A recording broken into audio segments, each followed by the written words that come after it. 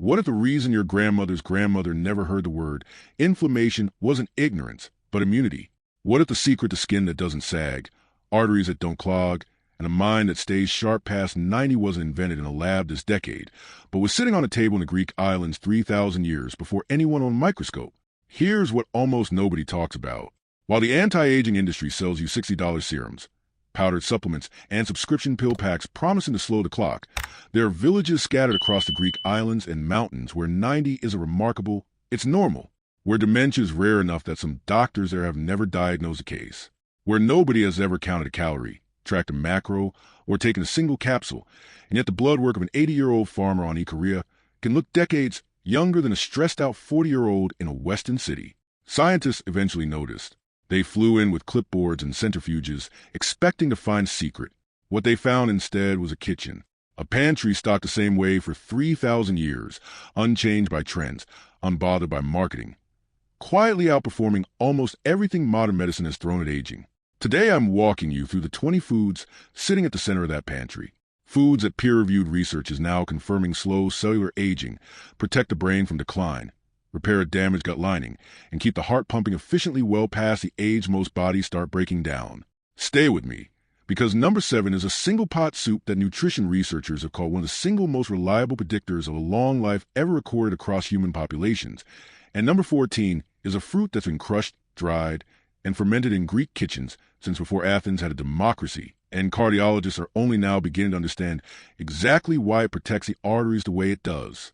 If you want ancient food wisdom cross-checked against modern clinical science every single week, hit subscribe before we start, because this list only gets more interesting from here. One more thing before we begin. Every food on this list has a real, traditional version and a diluted, industrial imitation wearing the same label. And by the time we reach the end, you'll understand exactly why that difference matters as much as the food itself. Let's get into it. These are the 20 Greek superfoods that reverse aging, counted down from powerful to absolutely essential. Number 1, extra virgin olive oil, liquid gold that never left the Greek table. There is no version of this list that doesn't begin here, because in Greece olive oil was never a garnish. It was the operating system. Homes on Crete still press oil from trees planted before the birth of Christ, gnarled trunks that have outlived empires and are still producing fruit every autumn. That oil, cloudy green, sharp enough to catch in the back of your throat, bears almost no resemblance to the thin yellow liquid sitting in most supermarket bottles. Here's what the science says. Genuine extra virgin olive oil is one of the most rigorously studied foods on the planet, and the Mediterranean eating pattern built around it has been tied in large clinical trials to significantly lower rates of heart attack, stroke, certain cancers, and cognitive decline. The compound doing the heaviest lifting is oleocanthal, a polyphenol that researchers discovered mimics the anti-inflammatory action of ibuprofen at the molecular level, quietly damping down the chronic low-grade inflammation that drives arterial stiffening and brain fog as we age. Unlike a pill, though, it arrives bundled with vitamin E and squalene, compounds that work in concert rather than isolation. Populations that consume the most high polyphenol olive oil consistently show measurably slower markers of cellular aging in their blood work. Large observational studies tracking hundreds of thousands of people over decades have found that simply swapping a modest daily amount of butter or margarine for extra virgin olive oil is associated with a meaningfully lower risk of dying from any cause, a scale of effect that most single dietary swaps never come close to matching, and one that most people could realistically replicate in their own kitchen starting with tomorrow's breakfast. It also appears to protect insulin sensitivity, helping the body process glucose more efficiently at the exact stage of life when that ability naturally starts to decline, which loops directly back into how quickly cells age at all. The traditional use was never dainty. It was poured generously over vegetables, stirred into beans, used as a default cooking fat, and older Greeks still take a small glass of it neat in the morning, a habit that turns out to be quietly brilliant. The catch is freshness. Oil pressed within the last several months from Greek Koroniki olives is a fundamentally different substance than a blended bottle that's been sitting on a shelf for 2 years. And contrary to a persistent myth, real extra virgin olive oil holds up perfectly well to normal home cooking heat, its smoke point sitting comfortably above what a standard stovetop pan ever reaches. So there's rarely a real reason to swap it out for something cheaper once the burner turns on. Buy it recent, buy it real, and use it like the Greeks do, generously and without restraint, every single day rather than saving it for special occasions. Number 2, Greek yogurt, but not the version you're picturing. The stuff sold in flavored plastic cups under fluorescent supermarket lighting has almost nothing to do with what's kept Greek villagers strong into old age.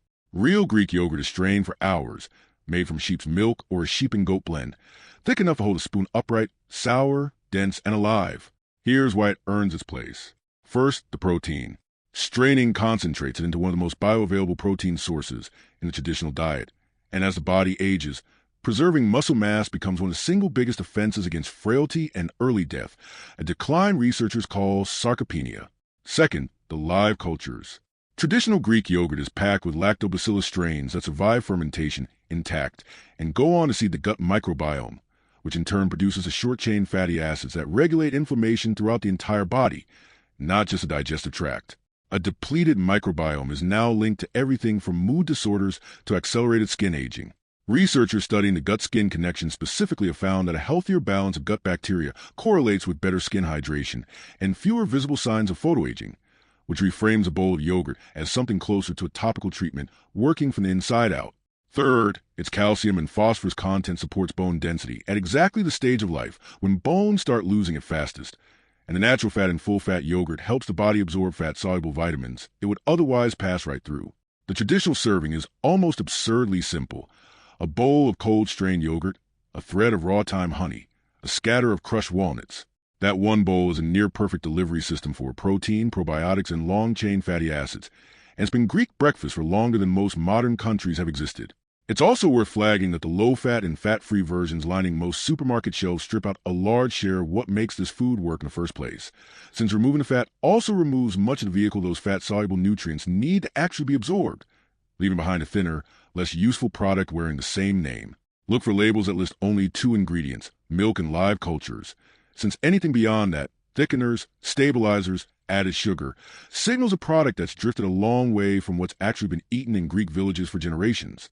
Number 3. Horta, the wild greens picked straight off the hillside. Every spring across rural Greece, older women still walk the same slopes their mothers walked, bending to gather whatever's growing wild that week: dandelion, wild chicory, amaranth, mustard greens, purslane, dozens of species most modern shoppers wouldn't recognize. They boil them briefly, dress them in olive oil and lemon, and set them on the table without ceremony. This unglamorous ritual, called Horta, turns out to be one of the densest deliveries of protective plant compounds available in any traditional diet on Earth. Wild-growing greens contain meaningfully higher concentrations of defensive plant chemistry than their cultivated cousins, because a plant fighting off insects in drought without pesticides has to manufacture its own chemical armor, and that armor becomes your armor when you eat it. These greens are loaded with fiber that feeds beneficial gut bacteria, minerals like iron, calcium, and magnesium, and chlorophyll compounds that support the liver's natural detoxification pathways. The bitter varieties in particular stimulate bile production and activate liver enzymes responsible for clearing out environmental toxins, the same slow accumulation that scientists now believe quietly accelerates cellular aging over decades. Some of these wild varieties also carry a meaningful amount of plant-based omega-3 fat, an unusual trait for a leafy green, and one that partly explains why populations eating them regularly show favorable inflammatory markers, even with relatively little fish in their diet. On ikaria, researchers documented elderly residents eating wild greens nearly every single day, not as a wellness choice, but simply as what the land provided. The dressing matters too. The olive oil helps the body absorb fat-soluble nutrients from the greens, while the vitamin C in fresh lemon dramatically boosts iron absorption. Nobody there was optimizing anything. They were just eating what grew, and it happened to be exactly right.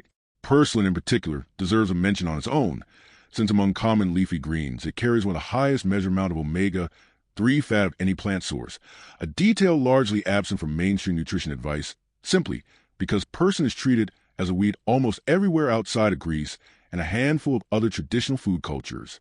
If you can't source true wild greens where you live, a mix of dandelion greens, mustard greens, and chicory from a regular grocery store still captures a meaningful share of the same bitter compounds and mineral density, even without the extra intensity that true wild foraging provides. Number 4. Figs, the fruit ancient Greeks considered a gift from the gods. Fig trees are among the oldest cultivated plants in human history, and in ancient Greece the fruit was sacred, tied to the harvest goddess Demeter, planted near temples, woven into philosophy as a symbol of abundance. When Plato described his ideal simple meal, figs were on the table.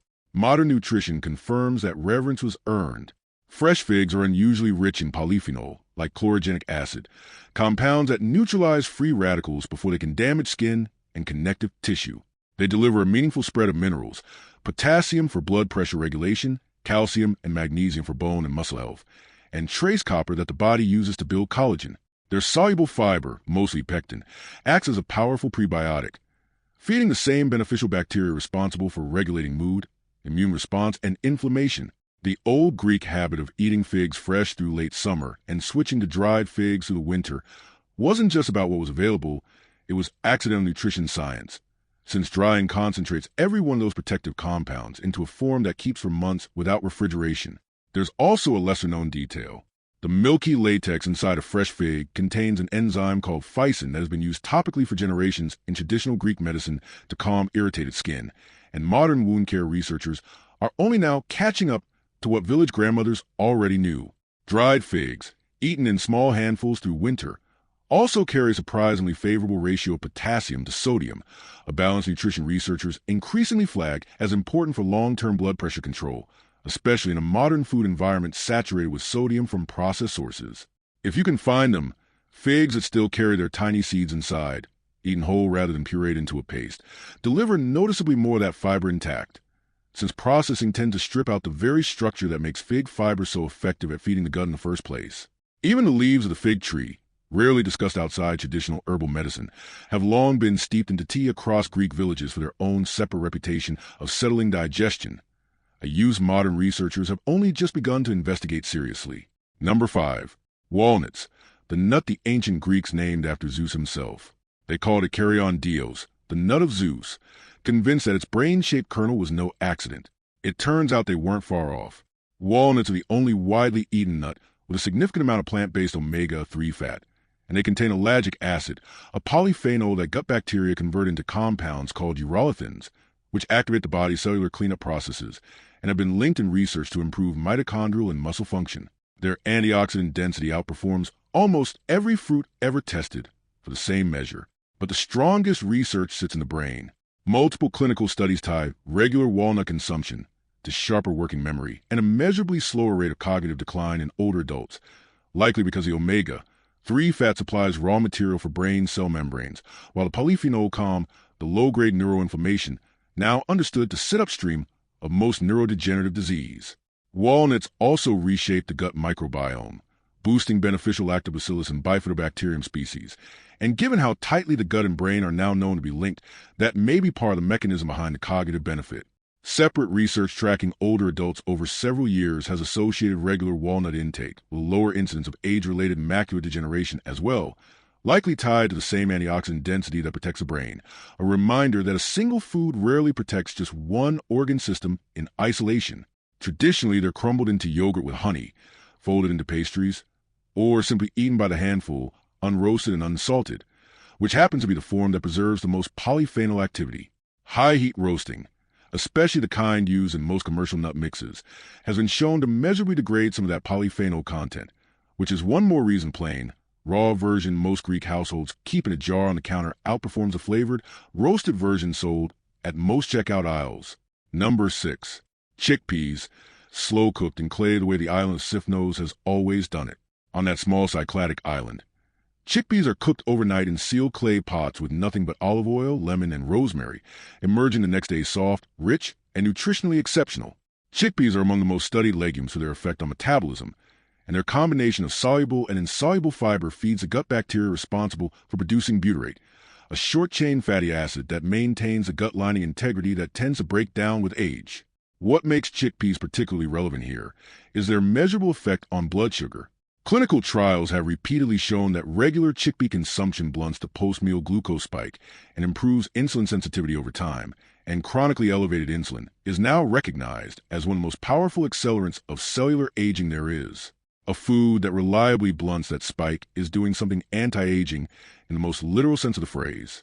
Chickpeas also contain resistant starch, a type of carbohydrate that skips digestion in the small intestine entirely and travels down to ferment in the colon, where it becomes fuel for exactly the bacterial species linked to lower systemic inflammation, essentially feeding the gut in a way that most refined carbohydrates never do. Ground into hummus with tahini, olive oil, and lemon, Chickpeas concentrate all of these benefits while adding the absorption-boosting fat from the tahini itself. It's a dish that sat on Greek and wider Mediterranean tables for centuries and, on paper, comes close to nutritionally ideal. Even the cooking liquid left over from boiling dried chickpeas, sometimes called aquafaba, carries some of the plant's soluble fiber and protein dissolved into it. And traditional Greek kitchens have historically saved and reused that liquid in soups rather than pouring it straight down the drain, another small habit that turns out to waste less nutrition than the modern default. Dried chickpeas soaked and cooked from scratch also tend to hold their texture and nutrient profile better than the canned version. Though can chickpeas rinse thoroughly before use remain a perfectly reasonable substitute on a busier week. Number 7. Fakes. The lentil soup that predicts how long you'll live. This is the one worth slowing down for, because number 7 on this list quietly overturns a lot of what the Western diet industry has spent decades selling you. The idea that real protein has to come from meat and that plant protein is a compromise. The data doesn't support that story. Fakes is about as humble as food gets. Lentils, olive oil, onion, garlic, a bay leaf, a splash of vinegar stirred in at the end. It costs almost nothing, takes half an hour, and has fed Greeks across every social class for roughly 3,000 years. Lentils deliver complete plant protein alongside a full spread of essential amino acids, then soluble and insoluble fiber, and iron that becomes highly bioavailable once paired with vitamin C and lemon or tomato, exactly the way traditional Greek cooks prepare it. They're also rich in folate, which supports both DNA repair and cardiovascular health, and they release their carbohydrates slowly, keeping blood sugar low for hours rather than spiking it. Across every long-lived population researchers have ever studied, from the Greek islands of Okinawa to Sardinia, one dietary pattern shows up again and again with striking consistency: regular legume consumption, not a rare superfood, not a supplement stack. Beans and lentils, eaten weekly, cooked simply. Some of the longest-running population studies on aging have found that for every roughly 20-gram increase in daily legume intake, researchers observe a measurable reduction in mortality risk, a dose-response relationship that's rare to see this clearly with any single food category. If you make one change from this video, this is the one the research backs most consistently. Part of what makes Fake so effective may simply be that it forces the exact cooking method that unlocks the most benefit, a slow simmer in olive oil that gives a fiber time to soften properly and lets the fat carry fat-soluble compounds from the aromatics straight into broth, rather than the quick pressure-cooked version many modern kitchens default to for the sake of convenience. Number 8. Pomegranates, the fruit of the underworld that protects the heart. In Greek myth, the pomegranate belongs to Persephone, the fruit that bound her to Hades for half of every year. But in ordinary Greek kitchens, it's always represented the opposite: vitality and long life, and it still shows up on every traditional wedding table. Modern cardiovascular research is starting to understand why. Pomegranates contain a class of polyphenol called punicalagins, found almost nowhere else in the food supply, with measured antioxidant activity that outperforms red wine and green tea in direct laboratory comparisons. Gut bacteria convert these into the same urolithin compounds found in walnuts, which appear to support mitochondrial cleanup and muscle preservation. Clinical research on pomegranate juice has shown measurable drops in blood pressure, reduced oxidation of LDL cholesterol, which is a key early step in arterial plaque formation, and lowered levels of inflammatory markers like CRP. Some studies following people with existing cardiovascular risk have even shown pomegranate consumption slowing the actual progression of arterial plaque, a result most supplements can't come close to claiming. Eaten whole, seeds and all, pomegranate also delivers fiber, vitamin C, and vitamin K alongside the anthocyanins responsible for its deep red color and most of the protective punch. Even the papery skin, usually discarded, is used in traditional Greek folk remedies steeped into a bitter tea for digestive complaints, and lab analyses have since confirmed the peel actually carries a higher concentration of polyphenol than the juice itself, which may be the one part of this fruit modern kitchens are still underusing. Timing matters too.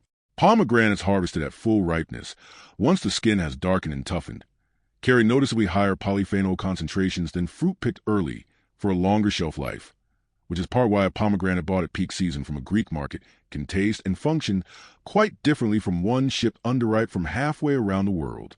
Freshly pressed pomegranate juice, made at home rather than from concentrate, also retains meaningfully more of these polyphenol than shelf-stable bottle versions that have often been pasteurized at high heat and stored for months before ever reaching a store shelf.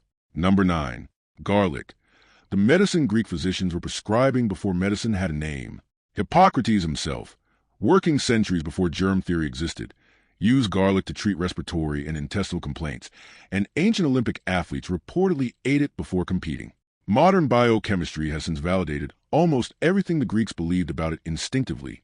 Allicin, the compound released the moment garlic is crushed or chopped, is one of the broadest spectrum natural antimicrobials ever studied, with documented activity against bacteria, fungi, and even certain viruses.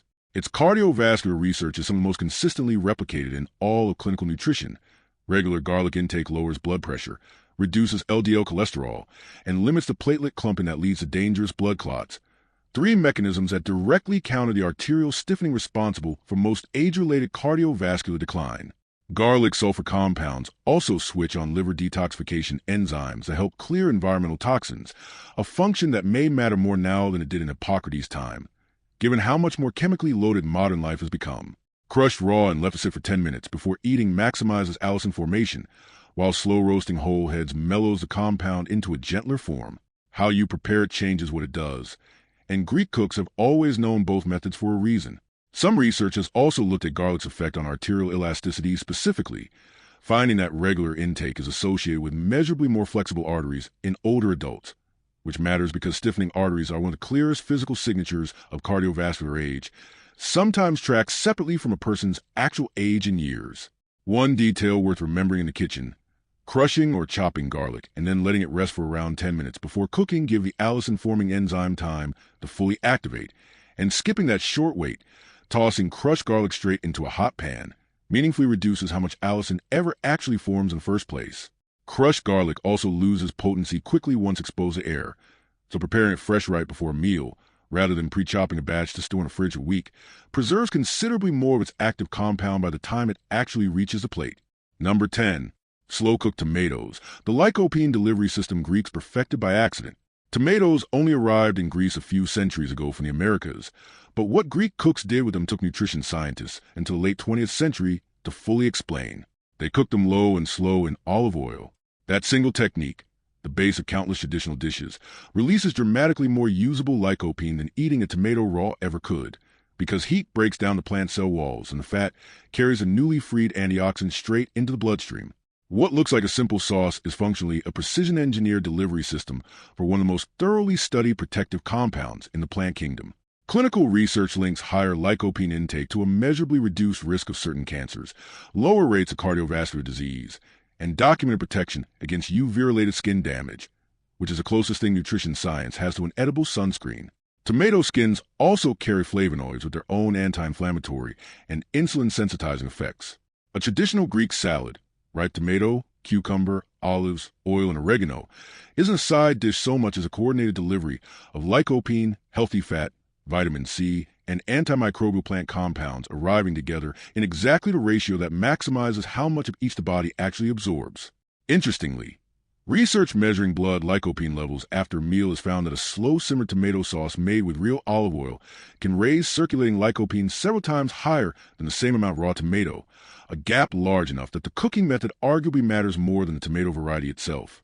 Sun-dried tomatoes, another Greek pantry staple, go through their own version of the same concentration effect, since removing the water content packs the remaining lycopene and flavor compounds into a much smaller volume, making a handful of sun-dried tomatoes a surprisingly potent addition to a winter meal when fresh, ripe tomatoes aren't in season. Choosing tomatoes ripen on the vine rather than picked green and gas the color later also makes a measurable difference, since a large share of lycopene development happens naturally in the final stage of ripening, right before the fruit is actually harvested. Number 11. Whole brined olives, the fermented food hiding in plain sight. We've already covered the oil, but the whole fermented olive is a genuinely different food, closer in profile to a probiotic than a fat. Traditionally cured in salt brine for months, olives undergo a slow lactofermentation that leaves them rich in the same beneficial bacteria strains found in fermented vegetables, layered on top of the oleic acid, polyphenol, and vitamin E that make the whole fruit nutritionally dense in its own right. The compound hydroxytyrosol, present in both the oil and the whole fermented fruit, ranks among the most potent antioxidants ever measured in food, shown in research to protect cell membranes from oxidative stress and support mitochondrial function. The problem is that most commercially available olives are cured with lye in a matter of days rather than months, a process that strips out much of the probiotic activity and a meaningful share of the polyphenol content along with it.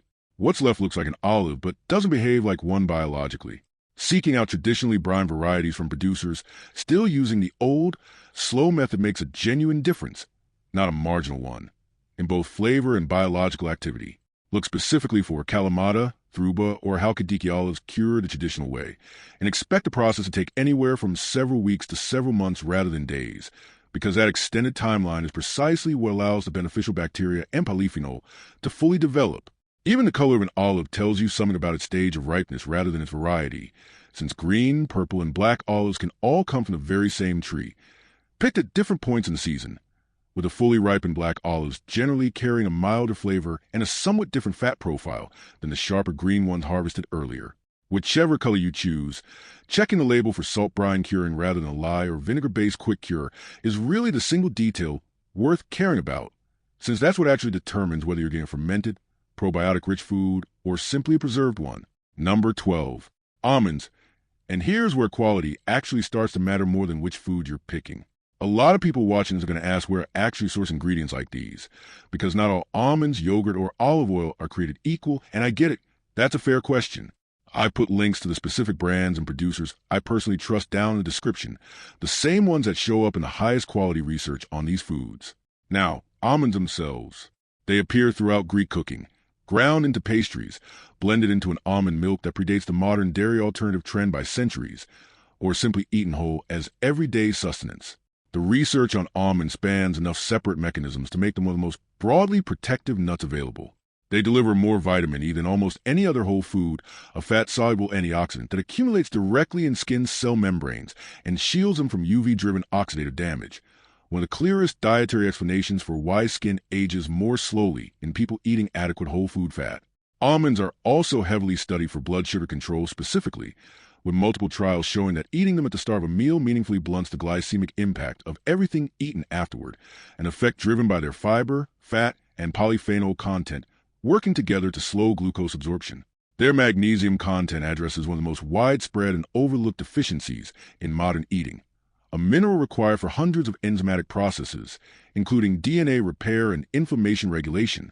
Even the thin brown skin covering each almond matters, since a large share of its polyphenol content is concentrated there, meaning blanched, skinless almonds are measurably less potent than the whole, skin-on version most Greek households have always eaten. Soaking whole almonds overnight before eating, an old practice found across several traditional food cultures, including parts of Greece, is also thought to make certain minerals slightly easier for the body to absorb by neutralizing compounds in the skin that can otherwise interfere with absorption, though the skin itself should still be left on rather than removed entirely. When buying almonds raw and unsalted in a sealed bag or jar rather than an open bulk bin is generally the safer bet as well, since prolonged exposure to light and air degrades the same fragile fats and polyphenol that make the nut valuable, regardless of how fresh it was at the point of roasting or packaging. Number 13. Feta cheese, described in writing since before recorded Greek history properly began. The earliest known reference to a cheese like it appears in the Odyssey, where Homer describes a cheese made from sheep's milk and stored in wicker baskets, a method that hasn't fundamentally changed in 3,000 years. Genuine feta, made from sheep's milk or a sheep and goat blend and aged in brine under Greece's protected designation rules, is a categorically different food from the mass-produced cow's milk blocks sold under the same name almost everywhere else. Sheep's milk carries a fat profile significantly richer in conjugated linoleic acid and short-chain fatty acids than cow's milk, compounds with documented anti-inflammatory and immune-modulating effects. The fermentation and brine aging process also develops live probiotic cultures that survive into the finished cheese, making properly aged feta a functional probiotic food rather than just a protein source. Its calcium is highly bioavailable, which matters enormously as bone density naturally declines with age and fracture risk climbs, while its protein content supports the muscle mass that becomes harder to hold on to every decade past 50.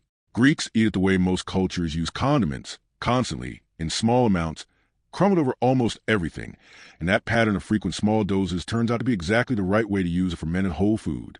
Researchers comparing traditional Mediterranean populations with heavy dairy intake from cow's milk to those relying primarily on sheep and goat dairy have noted meaningfully different inflammatory marker profiles between the two, a distinction that gets erased entirely once feta is treated as interchangeable with any other white cheese on a shelf. Storing feta the traditional way, submerged in its own brine inside a sealed container rather than wrapped loosely in plastic, also preserves both its texture and its live cultures for considerably longer. One more small habit passed down through generations that happens to hold up under closer scientific scrutiny. When shopping, the protected designation label is worth actually checking for, since it legally guarantees both the sheep or goat milk source and production within specific Greek regions, a guarantee that disappears entirely once Feta is made anywhere else from cow's milk instead. Number 14. Grapes, the polyphenol fruit that quite literally built Greek civilization's calendar. Wine has been produced across Greece for roughly 4,000 years, and Dionysus, the god of the vine, was one of the most widely worshipped figures in the ancient world. But the red grape itself, before it's ever pressed or fermented, carries one of the most extensively studied collections of protective compounds in any plant food.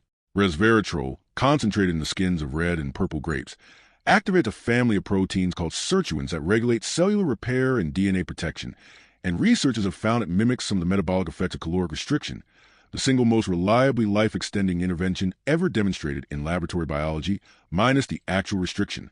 The skins and seeds also carry dense concentrations of anthocyanins and proanthocyanidins, polyphenols shown to reduce LDL oxidation and dampen the chronic low-grade inflammation that underlies most age-related disease. Eaten whole with the skin on, which is where nearly all the polyphenol content lives, fresh grapes deliver this entire spectrum alongside fiber, potassium, and vitamin K. The old Greek pattern of eating grapes fresh through harvest, drying the surplus into raisins for winter, and turning the rest into wine wasn't just tradition for its own sake. It was a year-round system for capturing antioxidant activity from every stage of the vine cycle, something researchers are only now describing with any precision. Worth noting, the resveratrol concentration in whole grapes and their juice is actually higher, gram for gram, than in most finished wine, since fermentation and processing strips some away, which means a humble bunch of fresh table grapes may be doing more work than a glass of wine it's often assumed you'd need instead. Raisins, the dried version Greeks have relied on through winter for centuries, retain a meaningful share of these compounds as well, though portion size matters more here than with fresh grapes, since the drying process concentrates natural sugar alongside everything beneficial, and traditional serving sizes were always a small handful rather than a steady snack eaten by the bagful. Number 15. Red onion, the everyday quercetin source hiding in every Greek salad. In Greek cooking, red onion is never swapped for yellow or white without a reason, because red onions are one of the most concentrated food sources of quercetin, a flavonoid that has become one of the most intensively researched compounds in the entire field of longevity science. Quercetin functions as what researchers call a senolytic, a compound capable of selectively clearing out senescent cells, the damaged, dysfunctional cells that accumulate with age and quietly secrete inflammatory signals that harm the healthy tissue around them. The buildup of these senescent cells is now considered one of the primary drivers of aging at the cellular level, and quercetin is one of a very small number of dietary compounds shown to have real activity against them. Beyond that, quercetin blocks histamine release, giving it a natural antihistamine effect, and carries documented anti-inflammatory and cardiovascular protective properties of its own. The sulfur compounds onions share with garlic add further antimicrobial and liver-supporting activity. Eating red onion raw, exactly the way it appears sliced in over a Greek salad, preserves the quercetin content that cooking tends to degrade, turning a simple garnish into one of the more efficient senolytic delivery systems sitting on any dinner table. Interestingly, the outer, most pigmented layers of red onion contain the highest quercetin concentration of the whole vegetable, so the common habit of peeling away and discarding the outermost rings actually throws away a meaningful share of exactly what makes the onion valuable in the first place. Letting sliced red onions sit for 10 to 15 minutes before serving also mellows its sharp bite through a natural chemical reaction with the air, without any loss to its quercetin content, which is likely why Greek salads are so often assembled ahead of time, rather than tossed together seconds before the plate hits the table. Red onion also holds its quercetin content reasonably well through light cooking, unlike some more fragile compounds on this list, which means a quick saute added to a dish still delivers meaningful benefit, even when raw onion isn't practical for a particular meal. Number 16. Greek oregano, a wild herb potent enough to rival a pharmacy shelf. What's sold as oregano in most supermarkets barely resembles the real thing. Greek oregano grows wild on dry, sun-scorched hillsides, a specific subspecies whose environmental stress pushes it to produce aromatic compounds at concentrations that put it in a different category entirely.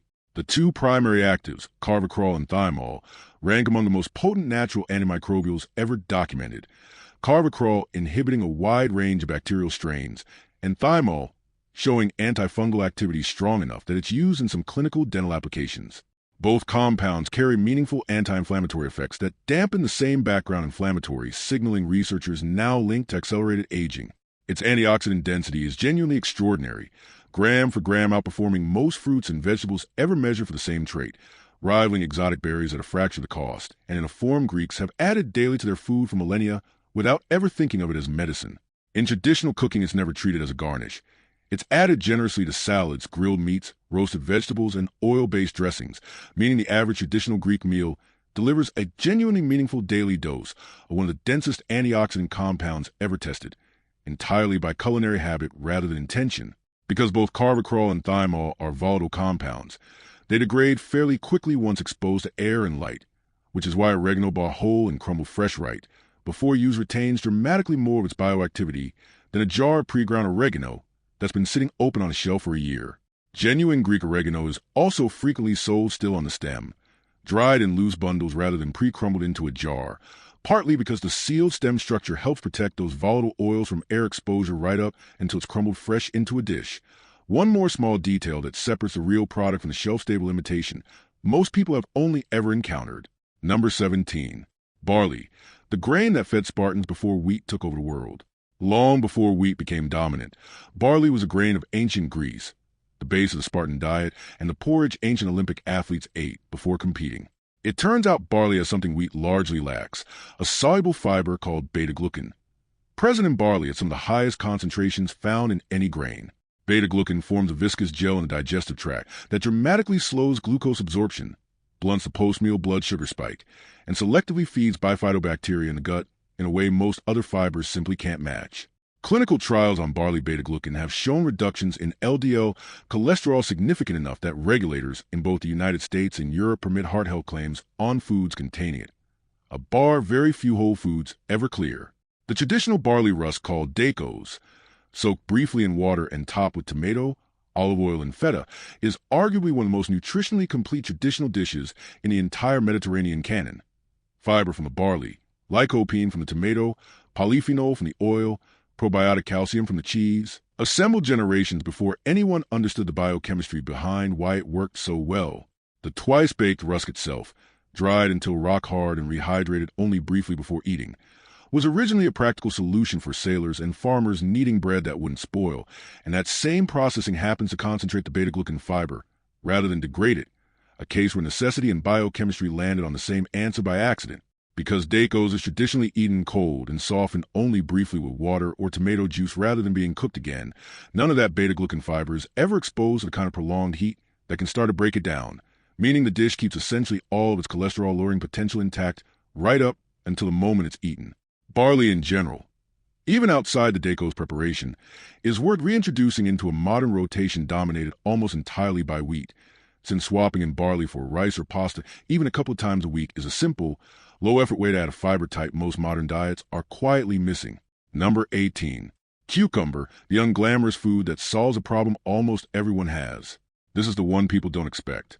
Cucumbers don't have the polyphenol density of pomegranate or the omega-3 content of a walnut, but in the context of the Greek climate, and in the context of what actually accelerates aging in most modern bodies, they earn their spot. Cucumbers run about 96% water, making them one of the most hydrating foods that exists, and chronic mild dehydration, which most people in modern life live with constantly without noticing, is linked to impaired kidney function, reduced cognitive performance, and measurably diminished skin elasticity. Beyond hydration, cucumbers supply silica, a trace mineral required for collagen synthesis that most modern diets barely touch, along with bitter compounds called cucurbitacins that carry documented anti-inflammatory activity. Eaten daily in summer as part of a Greek salad, cucumber moderates the richness of the olive oil, replaces fluid loss to heat, and delivers silica in a whole food form the body absorbs efficiently. Tzatziki, essentially yogurt, cucumber, garlic, and olive oil blended together, may be one of the most genuinely functional single dishes in the entire Mediterranean tradition, probiotic, hydrating, and anti-inflammatory in one spoonful. Most of the cucumber silica and a good share of its fiber sit concentrated right in the skin and just beneath it, which is one reason traditional Greek prep rarely peels a cucumber all the way, at most scoring the skin lightly with a fork for texture, while leaving most of it intact. Cucumbers pulled straight from a home garden or a local market and eaten within a day or two of picking also tend to carry noticeably more water content and crunch than ones that have traveled and sat in cold storage for a week or more, a freshness gap that matters more for cucumber than for almost any other vegetable on this list given how much of its value comes from hydration in the first place. Choosing smaller, firmer cucumber varieties over the large wax ones common in many supermarkets also tends to mean less of the bitter cucurbitacin content has been bred out for shelf appeal, keeping more of that compound's documented anti-inflammatory activity intact. Number 19. Raw thyme honey, the medicine the ancient Greeks called a gift from the gods. This one needs a caveat before anything else, because we're not talking about the processed honey squeezed from a plastic bear on a grocery shelf. That product has been heated to prevent crystallization, and that heating destroys the enzymes, degrades the antioxidants, and kills off the pollen compounds that give raw honey its actual biological activity. Genuine raw Greek thyme honey, gathered from bees foraging the same wild mountain herbs that produce the country's most potent oregano, consistently tests among the highest in the world for phenolic content and antioxidant activity.